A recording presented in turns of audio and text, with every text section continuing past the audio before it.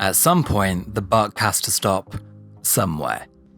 There's a point where, as a writer, a showrunner, and even as an audience member, you cannot keep kicking the can further down the road. This is a quiet realization I've made 3 times over 3 series, and I've resolved with myself, this will be the last time. Something about my mode of viewing and engaging with Chris Chibnall's work, of trying and making excuses for it, only to have it blow up with egg on my face 3 times in a row, is just deeply unsatisfying and, like I said last week, incredibly unrewarding. I think I'll take my time getting round to the New Year special, as honestly the reception process as it is right now is too infuriating. I need to step back and feel the love again. So yeah, that's a breezy note to begin this review on. I wonder how Sam feels about FLUX episode 6. In all honesty, kind of the same way I felt about the last 4. The cat's out of the bag. What was this story about? Chris Chibnall back at Comic-Con was told to describe the series in one word. Now, rather than going for any thematic link or setting a tone, he just says, swarm. And standing where we are now, doesn't that just say it all? Yeah, Swarm was a character in this. Supposedly. But can you tell me what Swarm's deal was?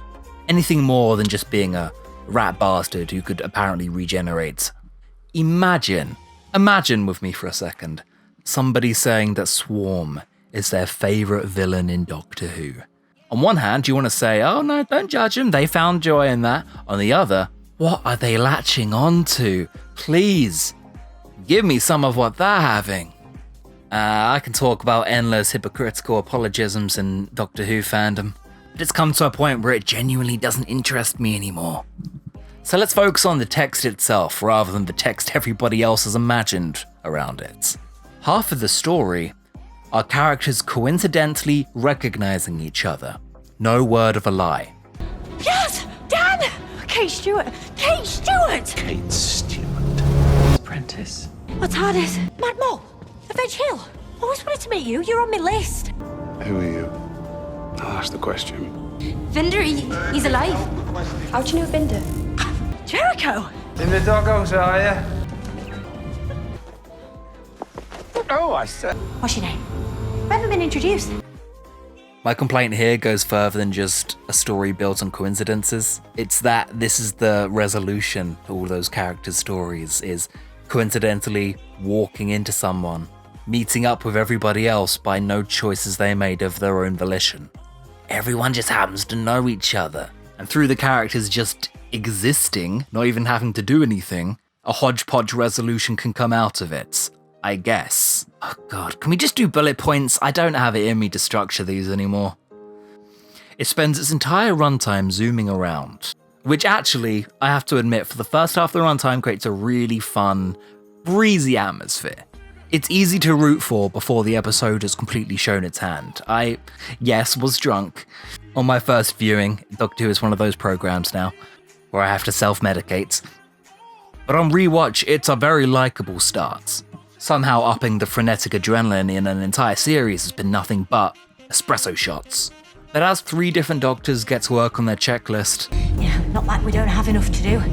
you start realizing it's just cold, hard plot mechanics with some cute dialogue along the way. Narratively, I think this story is junk. I think it's junk, helped along by a very fun doctor. Wow, you're cute. Yes, so are you. Jodie Whittaker's a joy in this. I've said that a couple times over FLUX now, and still not a definitive doctor in my books. Far from a distinct favourite. But the Whittaker sense of humour is starting to shine through. Yeah, David Tennant could have done these mocking scenes, but Whittaker imbues it with a little bit of her own fun, awkward energy. That was the highlight of the episode. Try and kill me right now. That joke there was the highlight of FLUX. Flitting from place to place, doing everything on fast forward is all the episode can do because of the previous 5 episodes' use of runtime, but the thing is, it's still not enough. Not even enough to be satisfying, it's not enough to be coherent. You any idea what she's talking about? Not a clue. Normal service resumed. I have been told by a number of sources I'm a dumb millennial with no attention span again, for not following a complicated plot. Here's the thing, FLUX isn't that complicated, it's just convoluted. And the end result is feeling like I've missed 10 scenes at the end again. Upon rewatch, I was amazed by how I actually didn't miss anything on my first viewing.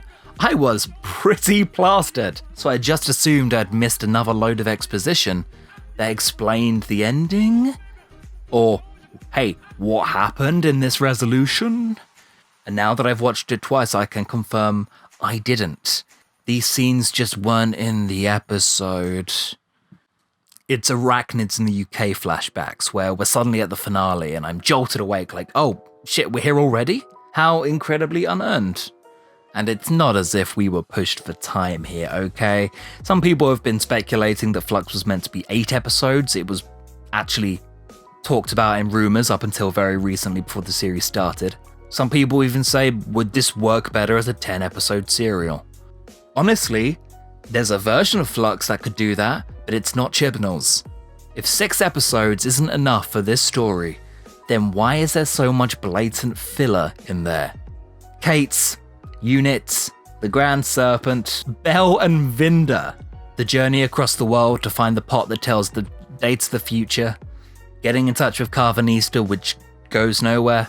The tunnels do not play into this story as much as you think they would, and then he's dismissed. Alright, jog along, mole man, you're done here, you're dismissed. Yeah, really, this is what we were all building to back in the Halloween apocalypse. I cannot believe that Belle and Vinda had so little interaction with this story. They could be removed, and nothing changes because none of their scenes impact the main core of the plot. Boggling. Did Chibnall do 10 episodes worth of ideas in 6? Yeah, I still think he did. That's still apt to say. The Indiana Jones adventure, Kate and the unit infiltration story, Diane in general. Maybe all these disparate elements did serve a purpose in a hypothetical first draft. Super hypothetical. But rather than cutting the ideas, I would honestly hypothesize that we've cut the linking tissue. So, Kate's still in there, Chibnall's forgotten to what end. Hey, does anyone remember that assassin on the boat? Who sent him? Sorry, to be honest, I was on my phone. Fucking millennials. It's not productive, it's not insightful, but I have to believe this is a production disaster, right? We're lucky to have gotten anything in COVID, and I did genuinely enjoy 2 or 3 of these stories. Back at the beginning. But doesn't it just feel like Chibnall's played up the chaos of it all to distract from FLUX being an assortment of random scenes? What's the best stuff in this story? Azure. Azure has an excellent scene where she almost justifies the Ravager's existence and character in one short exchange. It exists that way for a reason. That is your fate. Ours is different. Ours is true. This isn't good dialogue. It's the same preachy empty nothingness that makes a neoliberal doctor want to protect the status quo. Doesn't it just feel so alien? To have an entity so abstractly, cosmically opposed to the Doctor's way of life and worldview that not only can it not be reasoned with, but it can't even begin to understand the concepts of life is good. There could be something to that. In their next scene, Azure evaporates, and that's the last we see of them. Oh no, Chris, your main villain spontaneously combusted. Don't you hate it when that happens? Pathetic defeats. Just watch it with your eyes. Oh, hey, okay, if it makes so much sense, tell me whether the FLUX destroyed the world or not. Because I've heard many different interpretations about plot fundamentals. What else is cool? Finding out it was a Sontaran story the whole time? But then again, look, how's that resolved? By a triple genocide. Up fam? Killing Sontarans is unacceptable, but when I do it, it's okay. Thank you, Doctor. Champion of life and spatial objects there. The ending is Arachnids in the UK again. They did it again. Imagine any Moffat companion keeping as quiet as Yaz and Dan do as they witness the Doctor commit a triple genocide. Do you think maybe Bill Potts would have had something to say? I think Clara would have left the TARDIS for a 5th time. And then there's the 3 Doctors. The Doctor being split into a trifecta is familiar fun, but you can't tell me it was planned that way from the start or organic to this story. Again, all of my favourite parts of Flux are attached to something kind of inexcusable and hard to separate from the good. Again, I had fun for the first half of it whilst it was on. I keep saying this. On the surface, it's cheap shots. Fun at first, but messy with no substance, and it gets really sickly. Where is this night even heading? Not to a good place, I'll tell you that. And in this terrible alcohol analogy, the Vanquishers is the morning after. I think a lot of people woke up to this series hungover and ready to fight, me included.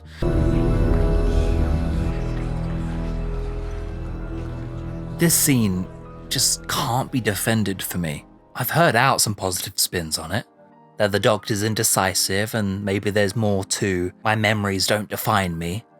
But if that's the case, do you think the Doctor could have thought about it in the episode? As many people have already stated, it's relearning a message with a completely unearned emotional finale. There was no personal change. The story wasn't subtext for the memories, it was just discovering more lore before deciding to discard it or put it off for later. It is still a story about lore, without actually giving us the details of said lore. My past doesn't matter. Cool, let's skip the entire plotline about it then. No? No one? And it just makes me have to ask one last time, what was the core of this story? Give me one theme. I've thought on it, I've sat on it. Without being pretentious or vague, is it a story about motherhood? Nope.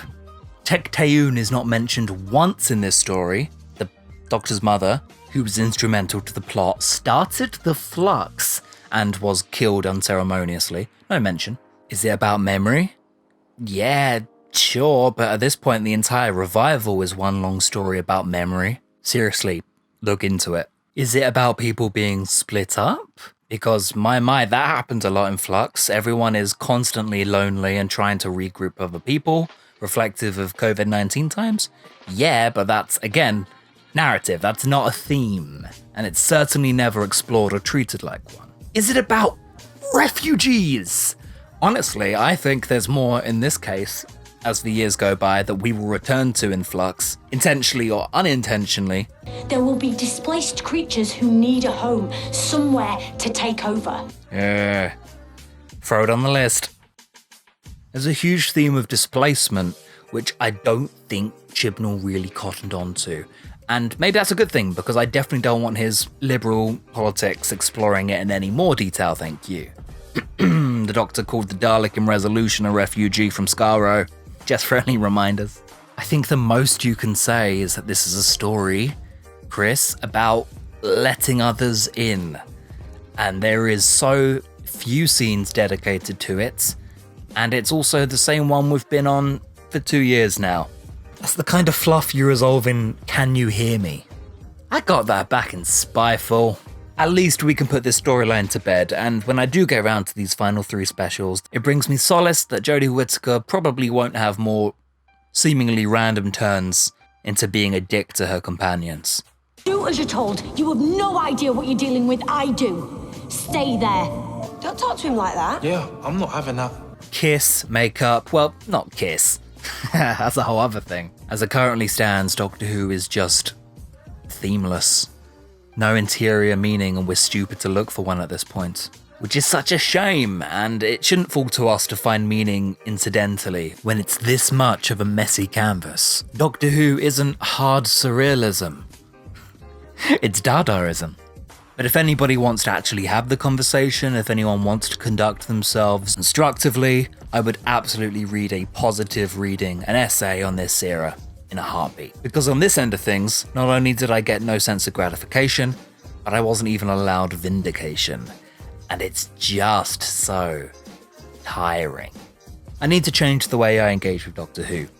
That's my review on The Vanquishers. At what point does the ball finally drop, fellas? Doctor Who Flux is hard to explain?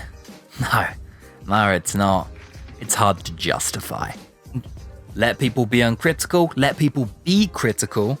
Don't shut down conversations of any kind. That's not what fandom is. But to me, I'll say the same as I said at the beginning of this era. Feeling like you've gone crazy or missed crucial emotional beats, important scenes of resolution, is too mind-boggling to even be fun bad for me.